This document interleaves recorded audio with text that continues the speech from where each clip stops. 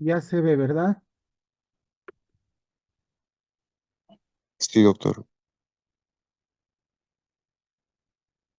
Bueno,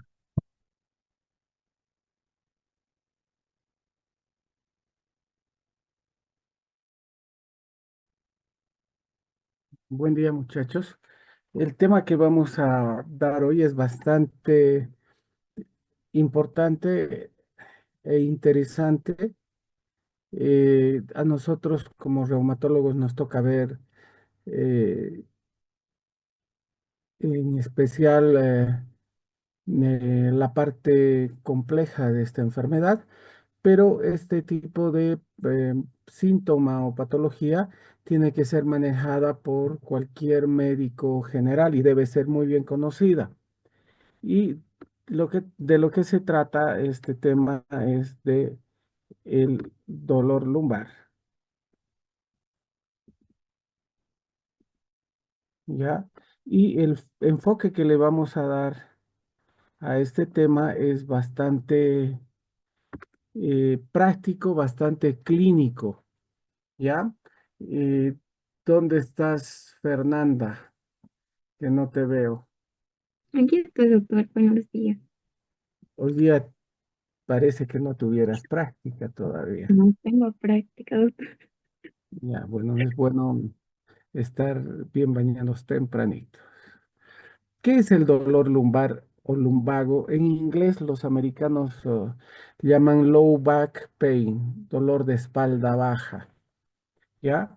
Eh, La localización anatómica de la zona lumbar es las vértebras lumbares y todas las estructuras osteomusculares y ligamentarios.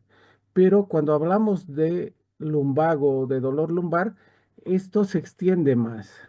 Clínicamente hablamos de dolor lumbar o lumbago cuando el dolor se localiza del borde inferior de la parrilla, o sea, por debajo de las costillas, hasta la región glútea inferior. A toda esa zona llamamos dolor lumbar. La irradiación puede llegar hasta los glúteos, ¿ya? O tener dolor en la zona glútea de la cintura pélvica, toda esa zona, ¿ya? Toda la parte posterior, desde los flancos hasta la parte media. Miren, el 90% de las personas sufre de dolor lumbar en algún momento de su vida. Prácticamente todos llegamos a tener dolor lumbar de una o de otra causa. Y en la población general, el 65-80% va a tener dolor lumbar. Eh, Fíjense, la población laboral y de acuerdo al tipo de trabajo que realice, más o menos uno de cada cuatro personas se quejan de dolor lumbar. Y obviamente ese dolor lumbar está influido por el tipo de trabajo, el estado de ánimo de la persona, etcétera, etcétera.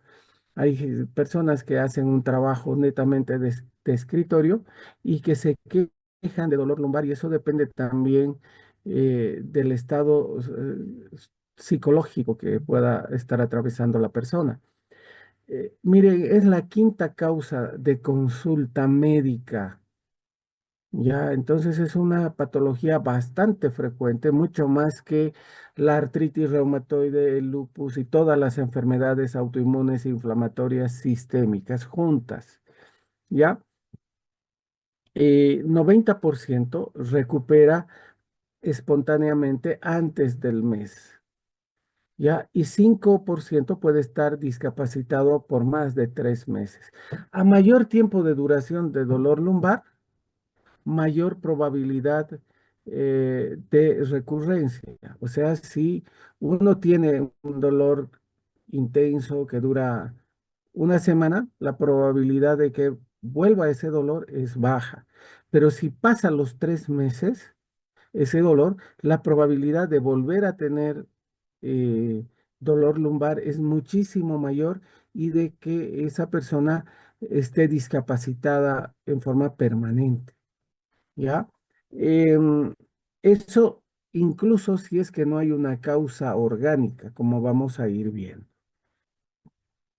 La distribución de consultas, fíjense, 56% medicina interna, traumatología 25% y reumatología en realidad consultan poco.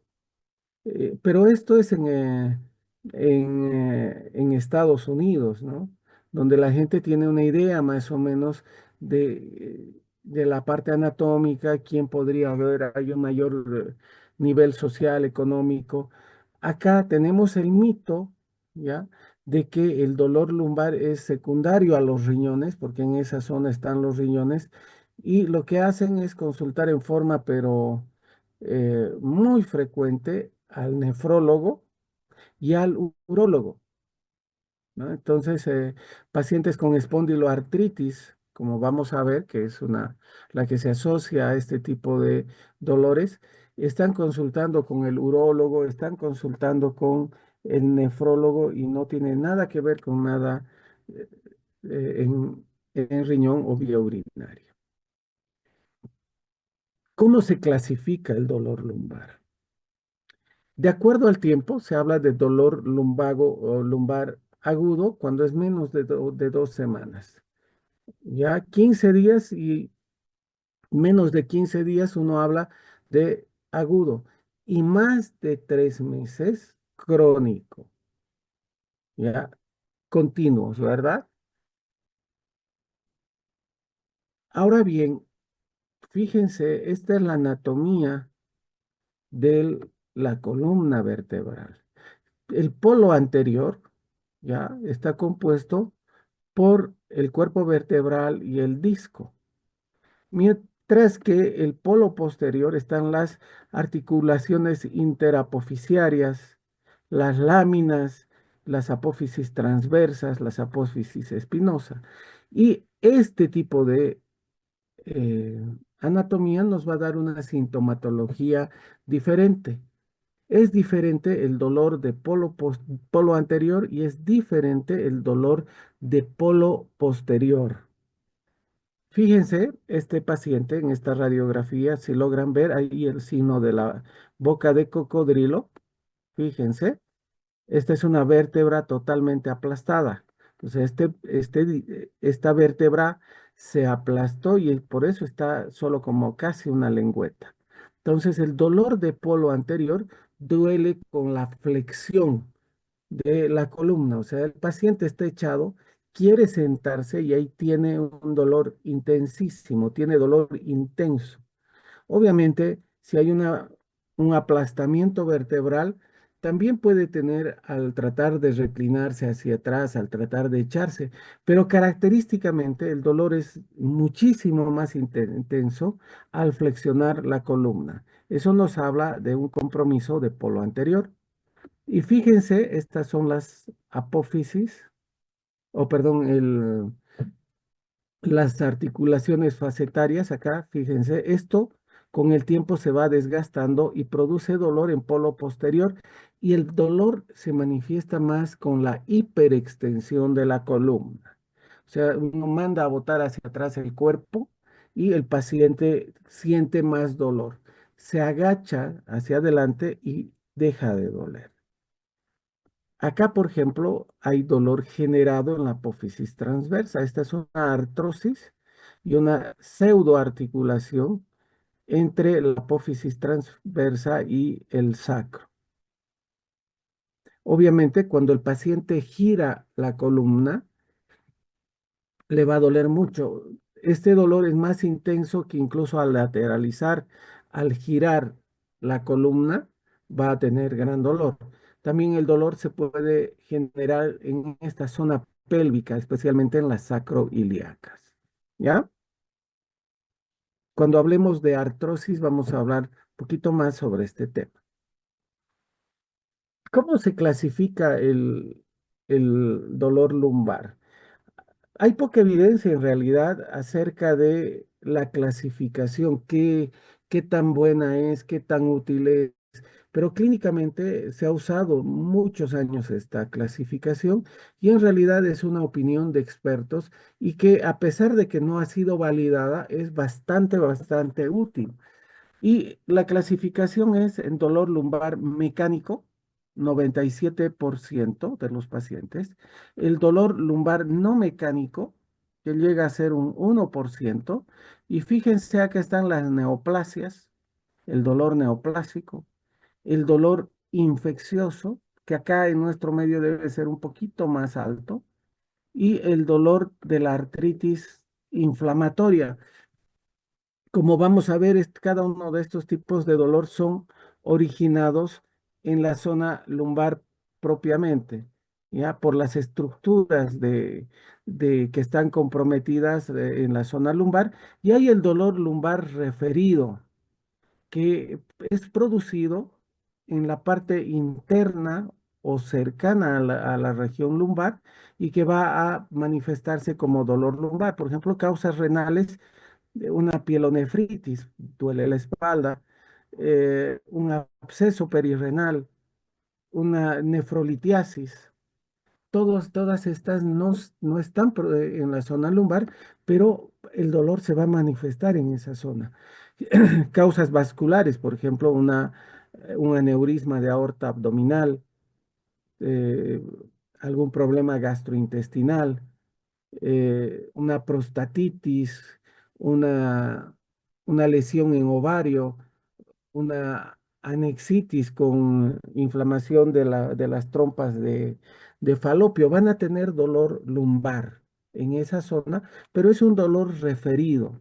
Y cuando uno explora al paciente, prácticamente en muchos de los casos, no va a encontrar el dolor en el lugar, pero sí cuando maniobra para estimular la zona profunda, va a tener dolor en la zona profunda, que se va a irradiar a la parte superficial.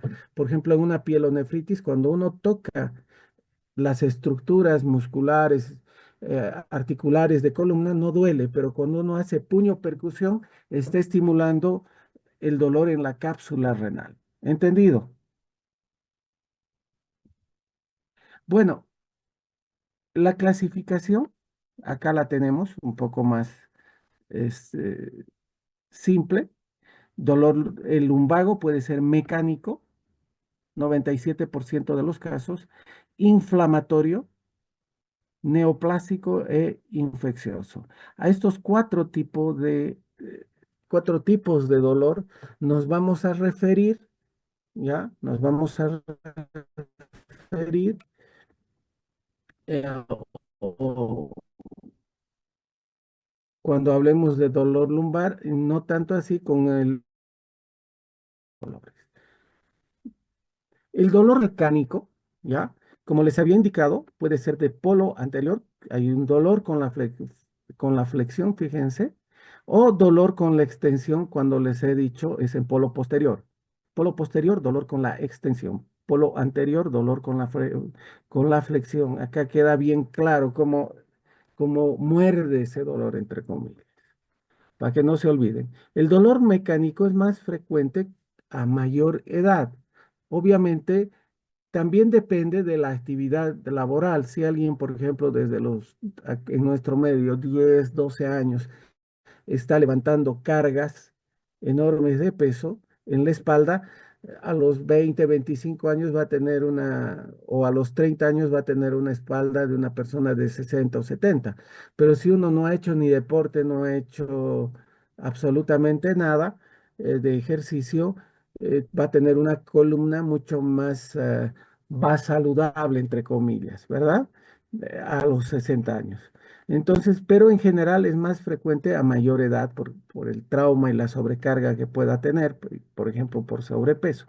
Mejora con el reposo, el dolor mecánico. O sea, el paciente despierta bien porque en la noche ha descansado, está largo tiempo sentado y descansa el dolor. Y a medida que va trabajando, haciendo actividad física, va empeorando, ¿sí? Es más por la tarde, amanece bien y en la tarde duele más.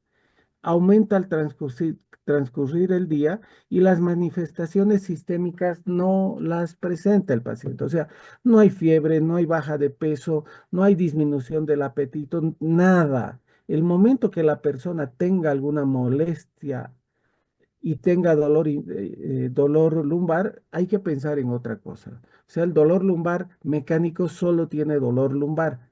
Si el paciente, por ejemplo, tiene dolores musculares, tiene mucha fatiga, si ese paciente, por ejemplo, tiene diarreas, entonces hay que ver de que no tenga otra causa de dolor lumbar. El laboratorio, absolutamente todo tiene que ser normal, ¿sí? A veces, por ejemplo, infiltraciones de la médula en caso de neoplasias. La médula ósea en columna se infiltra y el paciente tiene dolor lumbar. Por lo tanto, todo el laboratorio debe ser normal. Si no es normal, por ejemplo, si es diabético, hay que tener cuidado de que no tenga ahí una infección. El laboratorio es normal y la proteína C reactiva, la velocidad de sedimentación y en casos, digamos, eh, raros, uno pide una ferritina, un dedímero, que son marcadores inflamatorios. Todos los laboratorios son normales, todos los reactantes de fase aguda. No hay que olvidarnos que la velocidad de sedimentación es en la mujer la edad más 10 la mitad. En el varón es la mitad de la edad. Eso es un dato muy importante. Por lo tanto, en el dolor lumbar mecánico, la sedimentación y la proteína C reactiva son normales. El dolor lumbar inflamatorio, ¿sí? Es el que se asocia a artritis, es el que tiene artritis e inflamación en en la zona de la columna, en el aparato ligamentario, en todo el aparato de sostén de articular de la zona lumbar o en cualquier parte de la columna. Puede ser cervical, en caso de psoriasis es más frecuente, pero también compromete lumbar, compromete sacroiliacas. El dolor lumbar inflamatorio es más, se decía antes que era muy de personas, varones jóvenes. A eso se asociaba espondiloartritis. Pero los que pasan práctica conmigo, ahí la ven a una auxiliar de enfermería que siempre está caminando como abuelita y es mujer y bastante joven, ¿no? Entonces, esto era antes, varones jóvenes, ahora pueden ser mujeres jóvenes. Estamos viendo pacientes cada vez más variados. El compromiso axial, el compromiso de columna en las espondiloartropatías está cambiando, ¿ya? No se sabe bien si es porque se hace más diagnóstico o porque la expresión de la enfermedad está cambiando. Sí, característicamente, el paciente va a tener dolor más matutino con rigidez.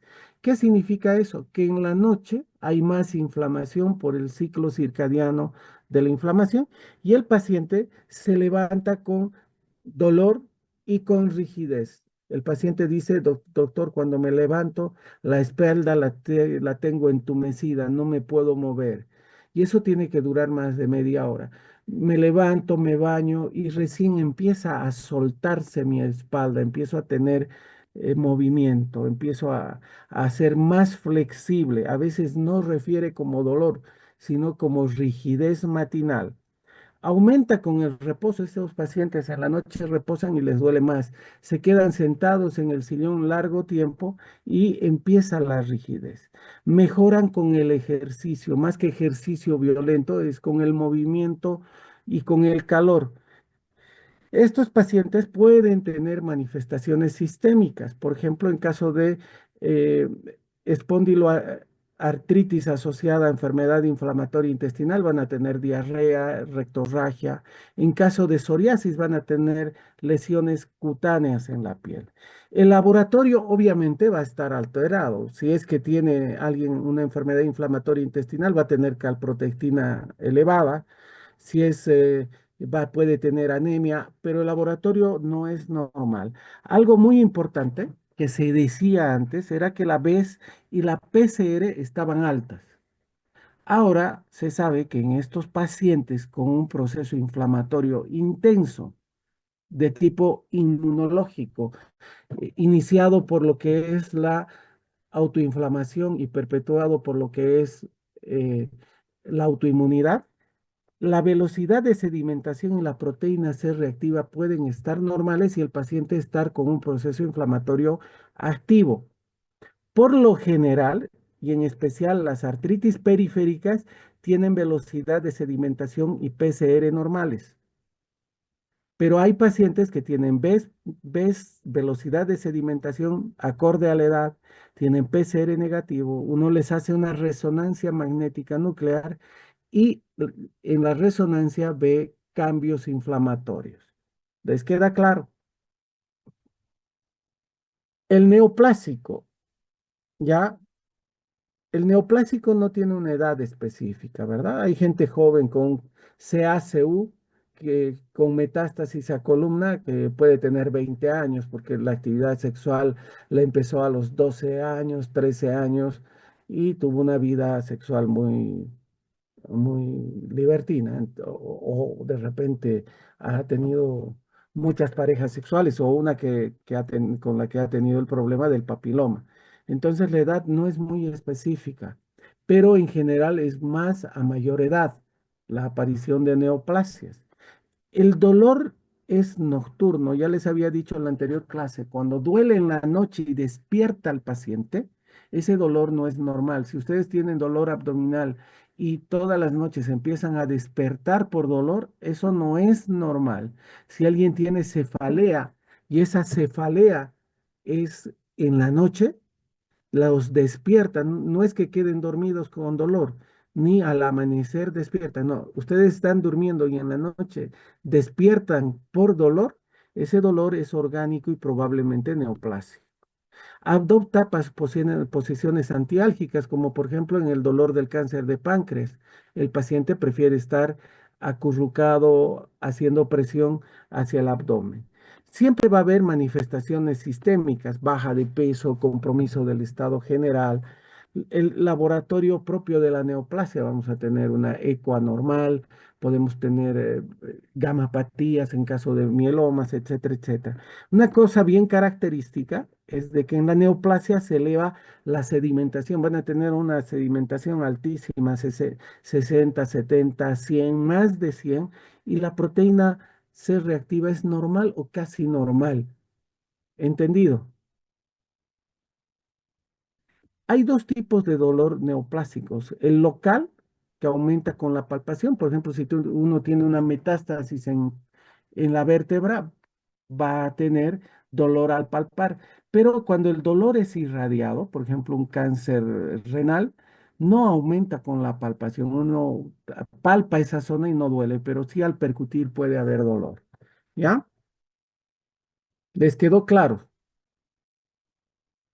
El dolor infeccioso.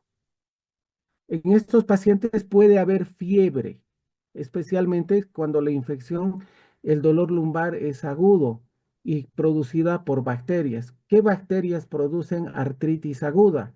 Son las mismas que producen dolor infeccioso lumbar agudo. Estafilococo, estreptococo son los más frecuentes.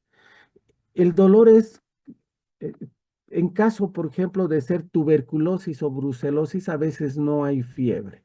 La tuberculosis y la brucelosis son infecciones crónicas en las articulaciones, igual en la columna.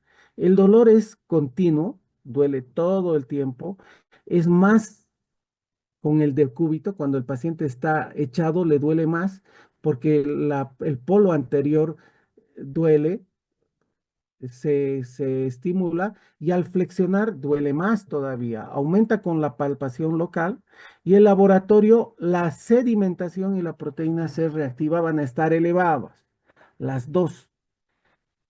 En general, el dolor infeccioso es infrecuente en nuestro medio, pero tenemos que estar atentos, sobre todo en personas que han tenido procedimientos, por ejemplo, punciones lumbares, cirugías donde han recibido analgesia por vía peridural. En general, la vía es hematógena de la infección. ¿Cómo llega el bacilo de Koch? Por vía hematógena en la primoinfección, llega a esa zona. O que se llama igual que la brucela, igual que el estreptococo, el estafilococo, generalmente llegan por vía hematógena y se quedan ahí, pero no hay que olvidarse de la infección en pacientes que han tenido procedimientos. ¿Qué estudio pedir y cuándo pedir? Eh, En general, no es necesario realizar estudios en pacientes con dolor lumbar. 90% hemos dicho que recupera espontáneamente, especialmente cuando el dolor lumbar es agudo, dura menos de 15 días. Uno puede, si ha empezado recién, es poco tiempo, una semana, está llegando a 10 días, uno puede observar al paciente, darle analgesia, darle reposo y va viendo. Entonces, ¿en cuáles son las banderas rojas o señales de alarma? ¿En qué paciente uno debe realizar siempre estudios? En paciente que tiene compromiso de esfínteres.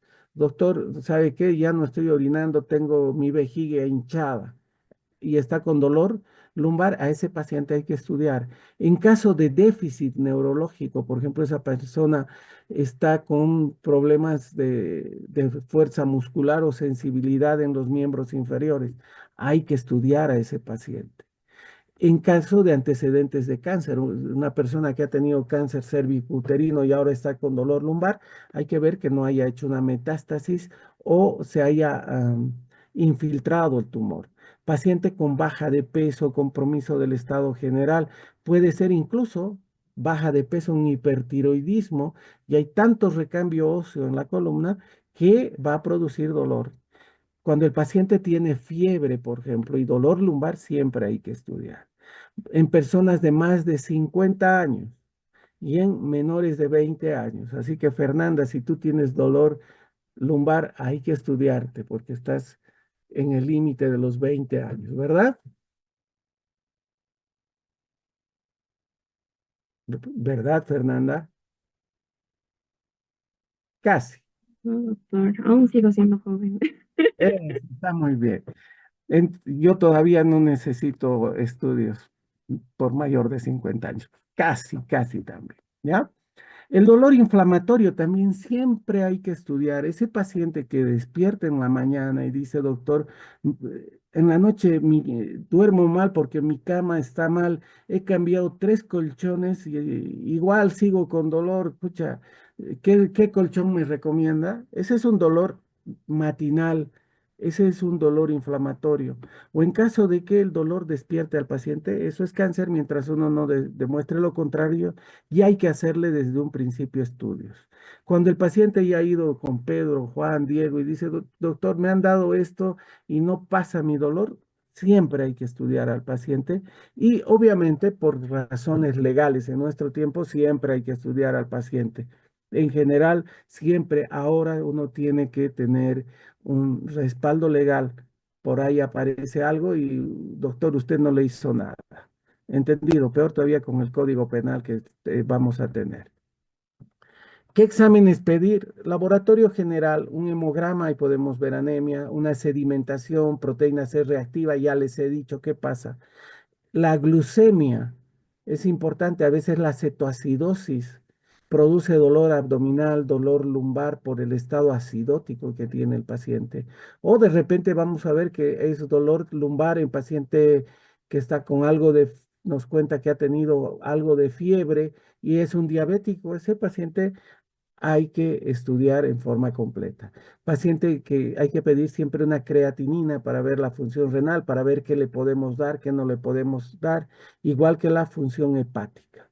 En pacientes varones de más de 50 años, antígeno prostático para ver que no haya nada en próstata y un examen general de orina son los laboratorios generales que necesitamos. Yo acá le agregaría además niveles de vitamina D y porque los niveles muy bajos de vitamina D se asocian a dolor generalizado y también a dolor de toda la columna y en especial dolor lumbar. Y otro examen que yo agregaría a esto serían pruebas de función tiroidea, ¿ya? Para descartar hipertiroidismo. ¿Qué imágenes uno va a pedir? radiografía, tomografía, puede ser resonancia, cintigrama, una electromiografía o una mielografía. Cualquiera de estos exámenes podemos pedir de acuerdo a lo que uno está sospechando, como vamos a ver. Cada uno tiene su indicación y su contraindicación. En general, el estudio de imágenes no mejora el tratamiento ni el rendimiento en personas que no tienen signos de alarma, señales de alarma que les he indicado. O sea, si alguien viene con dolor lumbar y no tiene señales de alarma, no vale la pena hacerle radiografías. Por ejemplo, una persona de 25 años que tenga dolor de una semana, no le vamos a hacer radiografías en general, a no ser de que haya una, eh, alguna razón legal o que haya estado consultando ya varias veces. Un dolor de tipo mecánico, les digo. ¿Sí? Entonces hay que tener cuidado o por lo menos saber de que el rendimiento es bajo. Y ese es un nivel de evidencia A o nivel de recomendación basado en estudios prospectivos, randomizados, doble ciego. La radiografía no es necesario en todo dolor lumbar agudo, ¿ya? Tiene un bajo rendimiento y en personas de más de 57 años, 2 de 3 van a tener una radiografía anormal y nunca les ha dolido la espalda. Por lo tanto, es un método muy sensible, pero poco específico. ¿En quiénes puede uno pedir radiografía? En sospecha de enfermedad sistémica, en trauma reciente, en persona que ha usado corticoides por largo tiempo, ¿ya? Y largo tiempo significa la famosa inyección de dexametasona cada 15 días durante 3 meses. En esos ya hay que pedir que se llama radiografía. Antecedente de cáncer previo, cuando está con fiebre, cuando hay baja de peso y en adictos endovenosos. En estos está indicada la radiografía. Pero no hay que olvidarse que no es necesario en lumbago agudo sin señales de alarma, ¿ya? La tomografía es la mejor técnica para ver hueso. Entonces, en las infecciones de columna que comprometen la vértebra y el disco, la mejor, para ver hueso, lo mejor es la tomografía. ¿Sí? Es de uso confirmatorio, es útil nos muestra la anatomía compleja de la zona, nos sirve para guiar, hacer biopsias guiadas bajo tomografía, pero no es útil en lesiones intramedulares. Y además la tomografía nos va a decir C4, C5, no nos va a dar una imagen de toda la columna y es operador dependiente. Miren, en mayores de 40 años, la mitad tiene una tomografía que no es normal, que está alterada. La resonancia evalúa por planos, ¿ya? Y es de elección en infecciones. ¿Por qué es de elección en infecciones? Porque ven el compromiso del canal medular, cosa que la tomografía no muestra. La tomografía nos sirve para decir, mira, aquí hay una lesión, ¿sí? Pero no nos va a decir si está o no entrando esa lesión al canal medular. A veces por cuestión de costos uno empieza con tomografía, pero tiene que ser preciso y saber cuál es el disco afectado para hacer la tomografía en esa zona. El problema es a veces uno hace la tomografía de esa zona y más arriba, 2 vértebras más arriba, está la lesión. ¿Sí? Concordancia con la cirugía de hernia de núcleo pulposo, hernia de disco, es la concordancia con resonancia es el 90%. Miren, en asintomáticos, incluso en jóvenes, 28% es anormal. Por lo tanto, uno nunca trata eh, imágenes. ¿Ya? Tiene que haber, por ejemplo, la imagen de la hernia de disco y además el síntoma en relación a esa zona de, de lesión. La ventaja de la resonancia que también hace una imagen de toda la columna, no solo de 2 o 3 zonas de disco, hace de toda la columna, hace un barrido, ¿ya? Y además nos sirve la resonancia para ver el proceso inflamatorio de ligamentos de toda la zona del mismo hueso. Es la que nos dice si hay o no edema óseo. ¿Entendido? La electrofisiología, como hemos visto al hablar de miopatías, sirve para evaluar nervio periférico, unión neuromuscular y músculo. ¿Ya? Nos ayuda a ver la conducción nerviosa, o sea, nervio periférico, y nos ayuda para ver la parte muscular. Define la gravedad de la lesión, si realmente hay una sección del nervio periférico, o sea, un daño axonal, si es desmielinizante, si es unión neuromuscular, etcétera, etcétera. Sobre todo nos sirve para estudiar debilidad muscular, ¿sí? La desventaja enorme es de que es operador dependiente, ¿ya? Y la cintigrafía nos evalúa el aumento de recambio óseo, o sea, la actividad del osteoblasto, perdón, sí, del osteoclasto, de la célula metabólicamente activa. No sirve la cintigrafía para lesiones líticas, ¿ya? Sirve para ver lesiones con aumento de recambio óseo. Es muy sensible, nos rastrea todo el esqueleto, pero es muy inespecífica. Nos dice hay un aumento de recambio óseo, hay un aumento de actividad celular, ¿sí? De tipo blástica en tal zona, pero las lesiones líticas no las muestra. ¿En quiénes uno puede pedir baja de peso, fiebre, anemia, velocidad de sedimentación alta? En fracturas por estrés nos va a decir cuántas vértebras están dañadas. ¿Hay alguna pregunta? Doctor, justo referente hacia lo último, que es la petición de imágenes, entonces nosotros, entre todas las que nos mencionó, si es que comparáramos una tomografía versus una resonancia, ¿sería de conveniencia iniciar con una resonancia o iniciar con una Depende tomografía? depende que uno está sospechando. ¿Ya? Y depende también de la localización que uno haya podido hacer.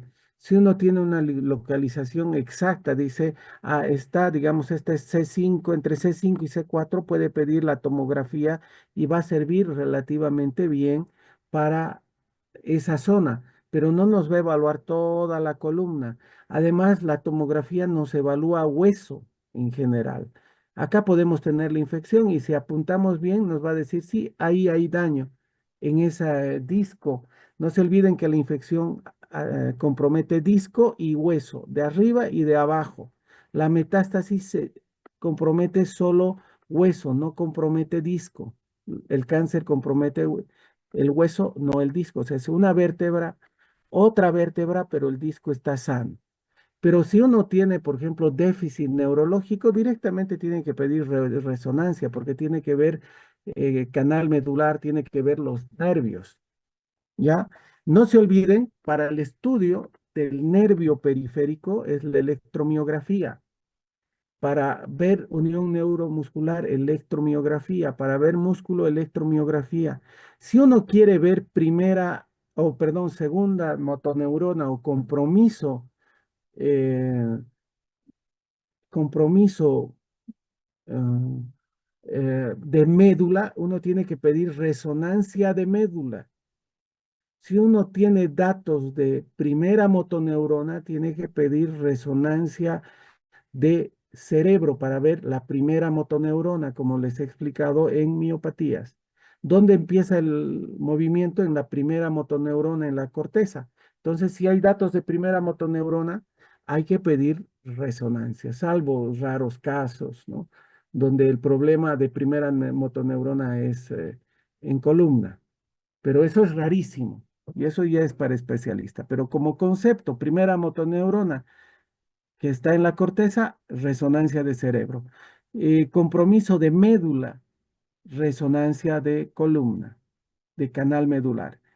Nervio periférico, Unión neuromuscular y músculo, electromiografía.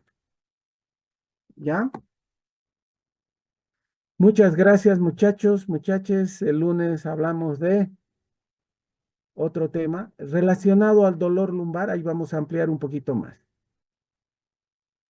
Está bien. Hasta luego, doctor. Muchas gracias, doctor. Hasta Hasta luego. luego. Muchas gracias, doctor. Hasta luego.